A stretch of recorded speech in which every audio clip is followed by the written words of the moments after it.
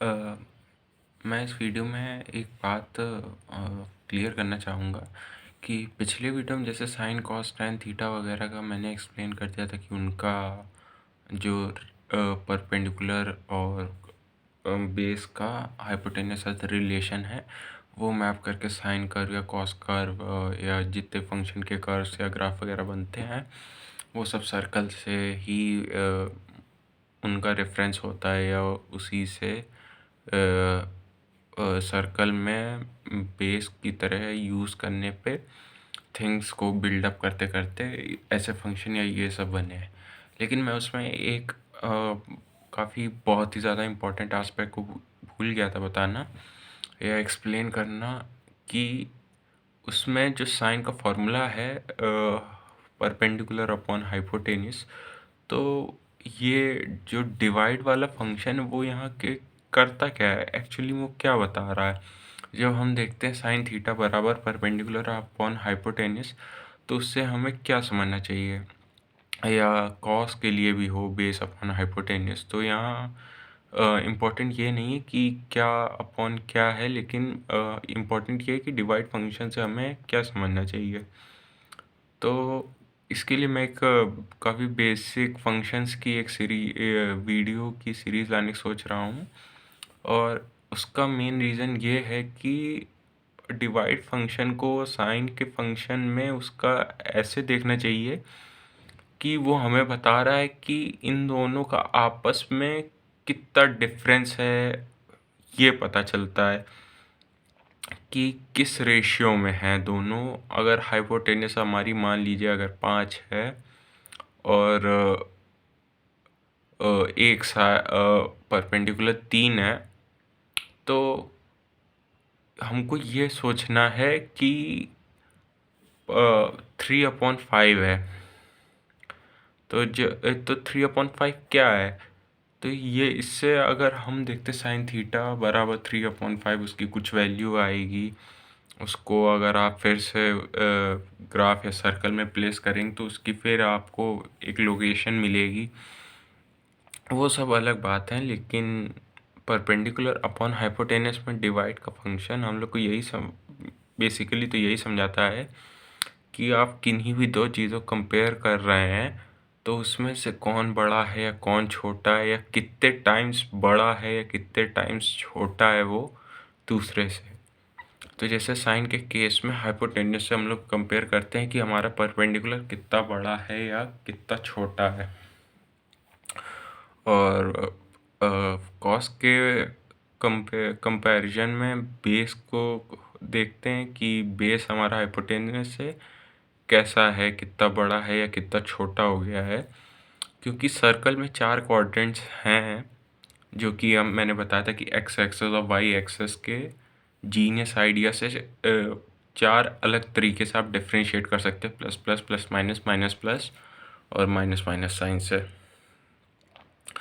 तो जब अब आप जैसे सर्कल को हाफ आप डिवाइड भी करते हैं या बाई एक्सेसिव देखेंगे, तो आपके 2 क्वाड्रेंट्स हैं, प्लस है plus x axis minus y axis. इसमें अगर एक्स एक्सेस पे ही हमारा बेस आता है तो सब मैक्सिमम बेस होगा, और हाइपोटेन्यूस भी उसी के ऊपर ओवरलैप करेगा। अगर हम रेडियस एक्स एक्सेस पे ओवरलैप कराते हैं किसी भी सर्कल की, तो हमारा बेस सबसे ज़्यादा मैक्सिमम होगा, क्योंकि हाइट कुछ है नहीं तो परपेंडिकुलर ज़ीरो हो जाएगा। तो अब ज़ीरो अपॉन हाइपोटेन्यूस करेंगे तो साइन थीटा में मिलेगा ज़ीरो, और जबकि कॉस थीटा, क्योंकि बेस हमारा 1 है, पूरा पूरा जितना हमारा हाइपोटेन्यूस वही हमारा बेस हो जाता है, क्योंकि हाइट तो कुछ है नहीं। तो अब आप ट्रायंगल भी बनाएंगे उस सर्कल में, तो वही जो सर्कल की रेडियस होगी एक्स एक्सेस पे वही हमारा बेस हो जाएगा, वही हमारा हाइपोटेन्यूस हो जाएगा। और अगर वो बेस हमारा पॉजिटिव एक्स एक्सेस साइड है तो वो पॉजिटिव में हो जाएगा, और अगर निगेटिव एक्स एक्सेस साइड में है तो वो निगेटिव हो जाएगा। और इससे हम इसमें आप साफ साफ डिफरेंस देख सकते हैं कि जो डिवाइड मतलब फंक्शन है यहाँ पे यूज़ हो रहा है, वो सीधे-सीधे कंपेयर कर रहा है कि हाइपोटेन्यूस से बेस कितना बड़ा है या कितना छोटा है।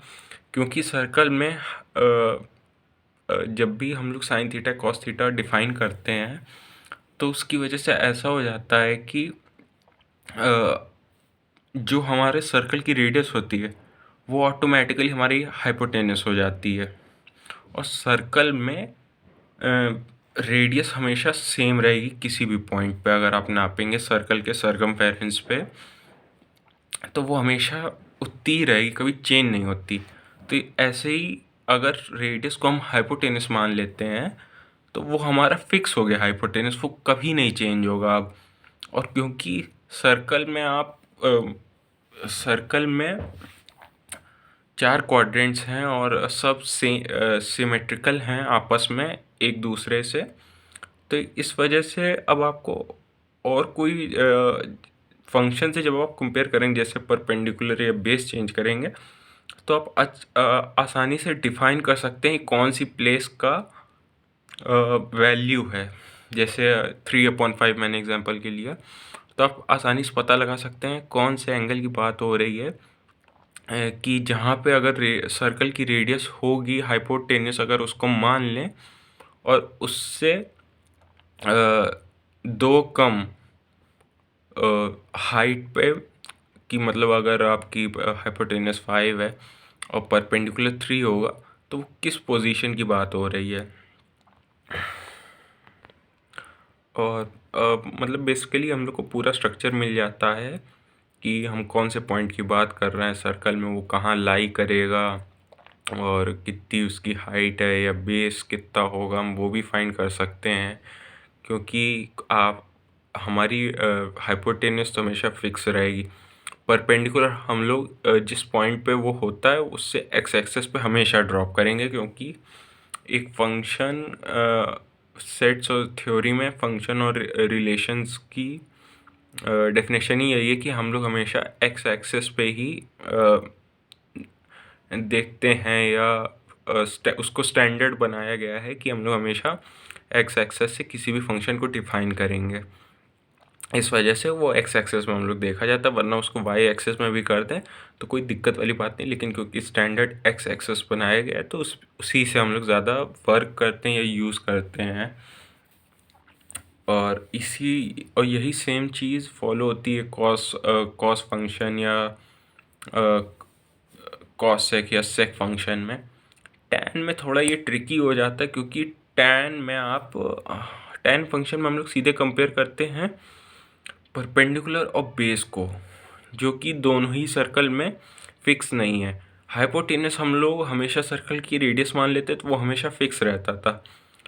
पर परपेंडिकुलर और बेस दोनों ही सर्कल की पोजीशन के हिसाब से चेंज होते रहते हैं। इस वजह से टैन फंक्शन थोड़ा ट्रिकी बन जाता है और सबसे कॉम्प्लेक्स समझ में आता है, क्योंकि वो प्लस इन्फिनिटी से माइनस इन्फिनिटी के बीच का ग्राफ बनता है और वो रेगुलर इंटरवल पे रिपीट होता रहता है। पर अगर हम उसको डिवाइड फंक्शन से देखें कि परपेंडिकुलर अपॉन बेस फॉर्मूला बराबर टैन थीटा है, तो हम आसानी समझ सकते हैं टैन थीटा का मतलब है कि परपेंडिकुलर और बेस आपस में कितनी लेंथ पे हैं।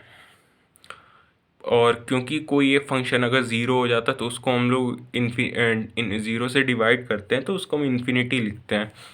और जैसा कि मैंने बताया, यहाँ प्लस और माइनस साइन ये आपको बताएंगे कि सर्कल की कौन सी साइड पे है। प्लस साइड में है एक्स एक्सिस की, कि वाई साइड में है कि इन्फिनिटी जा रहा है या कहाँ जा रहा है। तो बस इतना ही होता है। होता तो इतना ही सिंपल है, बस हम लोग बताते नहीं हैं, कुछ इन्फॉर्मेशन नहीं देते। इस वजह ज़्यादा बढ़ जाता है या समझ में नहीं आता है, क्योंकि इन्फॉर्मेशन ही नहीं है हमारे पास।